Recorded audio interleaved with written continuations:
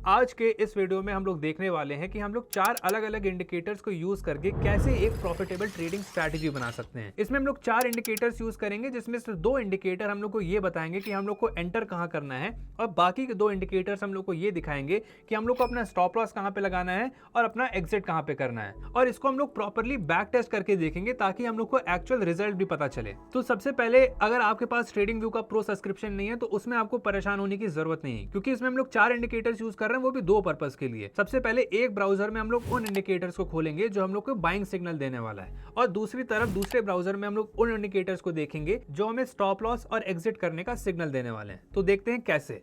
सबसे पहले एक ब्राउजर में आप लोग को जाना है, यहाँ पे इंडिकेटर सेक्शन में आपको सर्च करना है सबसे पहले ट्रॉमा इंडिकेटर, और उसके बाद यहाँ पे हम लोग सर्च करेंगे trend line with break indicator.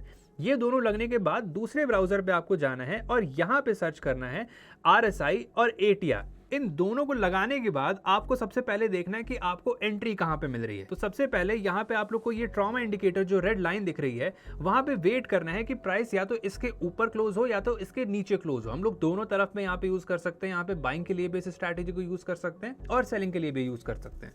तो सबसे पहले हम लोग को यहाँ पे ये देखना है कि इस ट्रॉमा इंडिकेटर के नीचे प्राइस कब क्लोजिंग दे रही है। यहाँ पे एक बार जब प्राइस क्लोजिंग दे दे तो हम लोग को अलर्ट हो जाना है। अभी यहाँ पे हम लोग पोजीशन नहीं बनाएंगे, पोजीशन हम लोग तभी बनाएंगे जब इस रेड मूविंग एवरेज को यहाँ से प्राइस इसके नीचे जाके क्लोजिंग दे दे। अब जब यहाँ पे रेड मूविंग एवरेज के नीचे प्राइस क्लोज कर दे तो आपको देखना है कि स्टॉप लॉस कहाँ पे लगा सकते हो। ये तो हमारी हो गई एंट्री पोजीशन। अब यहाँ पे जैसे ही हम लोग एंटर करेंगे तो आप लोग देख सकते हो कि प्राइस ऑटोमेटिकली काफी तेजी से नीचे आ रही है। अब यहाँ पे आपको 2 प्रॉब्लम्स देखने के लिए मिलेंगी। सबसे पहले यहाँ पे, क्योंकि हर बार कोई भी इंडिकेटर 100% ऑफ टाइम एक्यूरेट नहीं होता है, तो हमें एक स्टॉप लॉस की सख्त आवश्यकता पड़ती है। दूसरी चीज, यहाँ पे प्राइस नीचे तो आ रही है लेकिन आप देखोगे कि दोबारा रिवर्सल भी ली है, तो किस पॉइंट पे हमें एग्जिट करना है ये भी जानना बहुत इंपॉर्टेंट होता है। तो उसके लिए हम लोग दूसरे ब्राउजर पे आएंगे और सबसे पहले इसको मार्क कर लेंगे। तो ये पोजीशन आप लोग देख रहे हो कब बना रहे हो, यहाँ पे आप लोग बना रहे हो 9 जनवरी को 10:45 पे।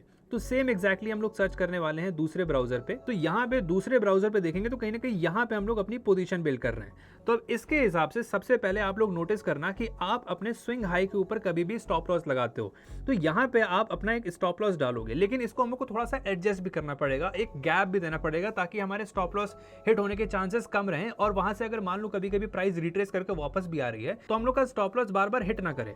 तो इसके लिए क्या करेंगे हम लोग, इसके लिए यूज करेंगे ATR इंडिकेटर। तो यहाँ पे जो भी लाइन आप लोग यहाँ पे मार्क करो, फॉर इंस्टेंस मानते हैं कि हम लोग यहाँ पे ओरिजिनल स्टॉप लॉस हमारा यहाँ पे लगना था, तो यहाँ पे हम लोग स्टॉप लॉस ना लगा के इसको थोड़ा सा हम लोग ऐड करने वाले हैं, मतलब थोड़ा सा इसको हम लोग और बड़ा करने वाले हैं। और वो कैसे करेंगे, किस नंबर को देख के करेंगे, फालतू में कोई भी नंबर अगर आप उठा के ऐड कर दोगे तो वो सेंस नहीं बनाएगा। तो हम लोग ATR का यूज करेंगे जो हम लोग को वॉलेटिलिटी बताता है। अब इससे क्या होगा कि हम लोग की मार्केट में जो भी वॉलेटिलिटी चल रही है इसको ये काउंट इन कर लेगा। तो अगर मार्केट में ज्यादा वॉलेटिलिटी है तो हम लोग की स्टॉप लॉस ऑटोमेटिकली ज्यादा बढ़ेगी, और अगर वॉलेटिलिटी थोड़ी सी कम है तो हम लोग का स्टॉप लॉस कंपैरेटिवली छोटा लगेगा।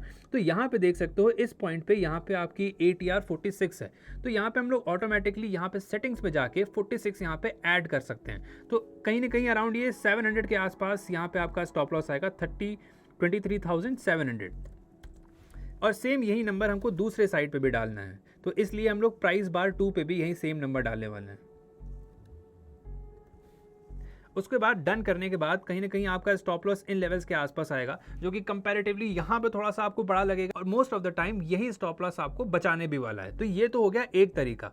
अब यहाँ पे स्टॉप लॉस लग गया, एग्जिट कहाँ करना है ये भी हम लोग देख लेते हैं। देखो, इसमें एग्जिट करने का तरीका भी बहुत सिंपल होता है। एग्जिट करने के लिए हमें देखना है, जब हम लोग मार्केट को शॉर्ट कर रहे हैं, कि RSI ओवरसोल्ड रेंज में कब जा रही है। जैसे ही RSI ओवरसोल्ड रेंज में जाएगी हम लोग वहां पे स्टॉप लॉस अपना ट्रेल करना स्टार्ट कर देंगे। जैसे फॉर इंस्टेंस यहाँ पे देखेंगे तो कहीं ना कहीं RSI इन लेवल्स के आसपास ओवरसोल्ड रेंज में आ रही है। तो इसके लिए सबसे पहले हम लोग को ये देखना है, तो यहाँ पे देख सकते हैं मार्केट में इन लेवल के आसपास कहीं ना कहीं RSI ओवरसोल्ड रेंज में आ रही है। तो जैसे ही मार्केट ओवरसोल्ड रेंज में जाएगी हम लोग जो करंट कैंडल चल रही है उसमें से 2 कैंडल के ऊपर स्टॉप लॉस ट्रेल करके चलेंगे। जैसे फॉर इंस्टेंस ये कैंडल जब मान लो फॉर्म हो रही है तो उस टाइम पे हम लोग अपना स्टॉप लॉस इस कैंडल के जस्ट ऊपर रखेंगे, और जब ये कैंडल फॉर्म हो रही है, ये वाली ग्रीन कैंडल, तो हम लोग अपना स्टॉप लॉस ट्रेल करके ऑटोमेटिकली यहाँ पे लेते आएंगे।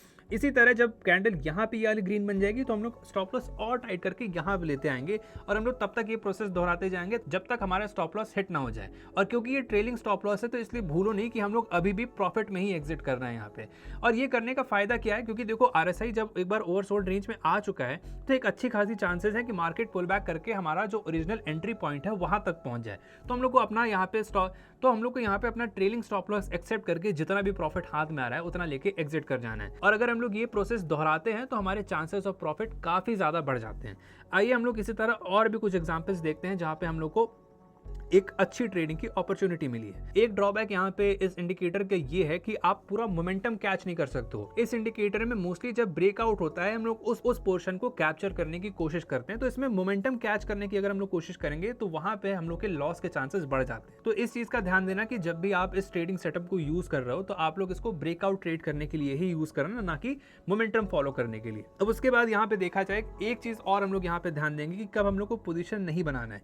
ये एक काफी अच्छा एग्जांपल है। जैसे यहाँ पे हम लोग देखेंगे 20 जनवरी को यहाँ पे मार्केट इन लेवल्स के ऊपर क्लोज हुई। जैसे ये देखोगे कि ये ट्रेंड लाइन है, इस ट्रेंड लाइन के भी ऊपर क्लोज हो रही है मार्केट, साथ ही साथ यहाँ पे ट्रॉमा इंडिकेटर के ऊपर भी क्लोज हो रही है मार्केट।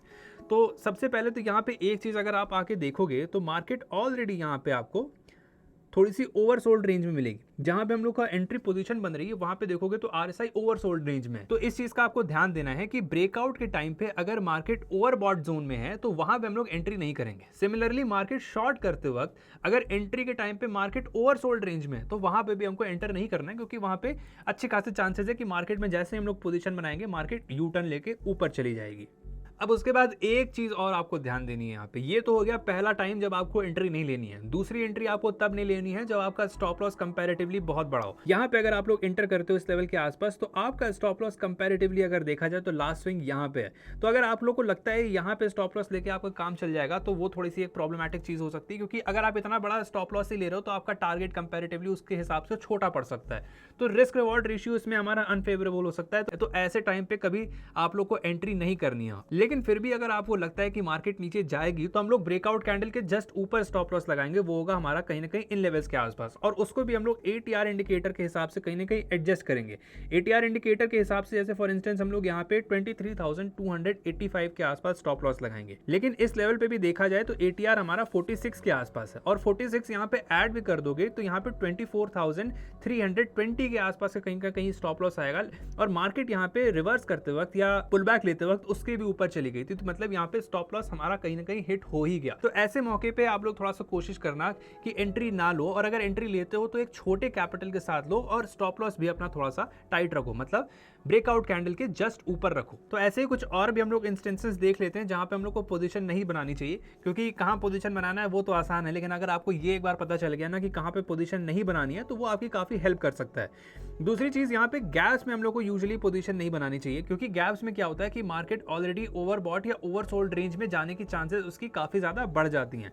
तो ऐसे केसेस में आप लोग इस स्ट्रैटेजी को अवॉइड कर सकते हो। एक और यहाँ पे आप लोग को गैप वाली एरिया यहाँ पे देखेगी, जैसे मार्केट यहाँ पे एक बार को गैप डाउन तो जरूर खुल गया, यहाँ पे हम लोग को एंट्री का मौका भी मिल गया, लेकिन उसके बाद देखोगे तो यहाँ पे मार्केट काफी समय तक एक बार को साइडवेज गई है। अब इस साइडवेज मार्केट में होता क्या है कि अगर यहाँ पे साइडवेज मार्केट में बहुत लंबे समय तक मार्केट रह जाती है तो उसके रिवर्सल के चांसेस भी बढ़ जाते हैं। तो ये हमारा दूसरा पॉइंट हो गया जहां पे हम लोग को एंट्रेंस नहीं करनी है। तीसरी हम लोग को एंट्री तब नहीं करनी है जब मार्केट बहुत ज्यादा साइडवेज जा रही हो, क्योंकि जब मार्केट बहुत ज्यादा साइडवेज जाती है तो हमेशा चांसेस बढ़ जाते हैं कि वहां पे मार्केट रिवर्सल भी ले सकती है।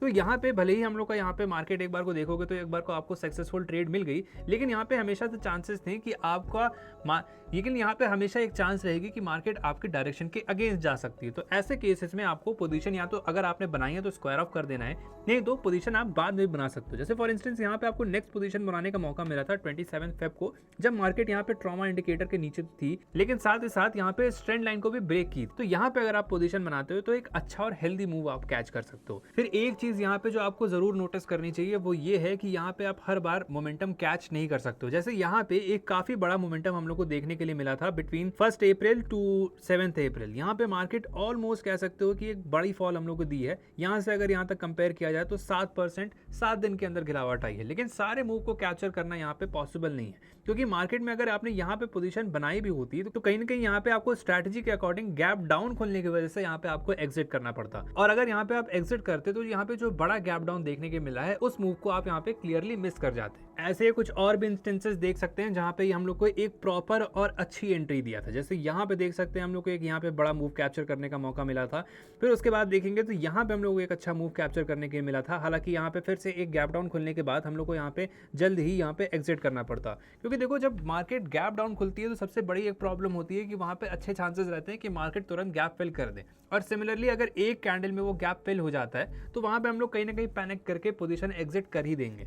तो हमेशा अगर आपको यहाँ पे अगर गैप कैरी करने का मन है तो सबसे पहले आप लोग को वेट करना पड़ेगा कि एक कैंडल वहाँ पे क्लोज हो जाए। अगर एक कैंडल क्लोज होने के बाद नेक्स्ट कैंडल भी अगर ऊपर जा रही है तो उस केसेस में हम लोग को एग्जिट लेना ही पड़ेगा, क्योंकि वहाँ पे चांसेस बहुत हाई रहते हैं कि वो जल्दी से जल्दी अपना गैप वहाँ पे फिल करने वाली है। पर अगर एक कैंडल बनने के बाद मार्केट अगर दोबारा नीचे आती है तो जस्ट उसी कैंडल के ऊपर हम लोग यहाँ पे, जैसे फॉर इंस्टेंस यहाँ पे ये ग्रीन कैंडल यहाँ पे फॉर्म हो गई, अगर इस ग्रीन कैंडल के फॉर्म होने के जस्ट बाद ही हम यहाँ पे अपना स्टॉप लॉस लगा के बैठ जाएं तो हम ये नेक्स्ट मूव भी कैप्चर कर सकते हैं। बट ये थोड़ा सा हाईली रिस्की मूव होता है, तो इस चीज को भी आप सोच समझ के करना।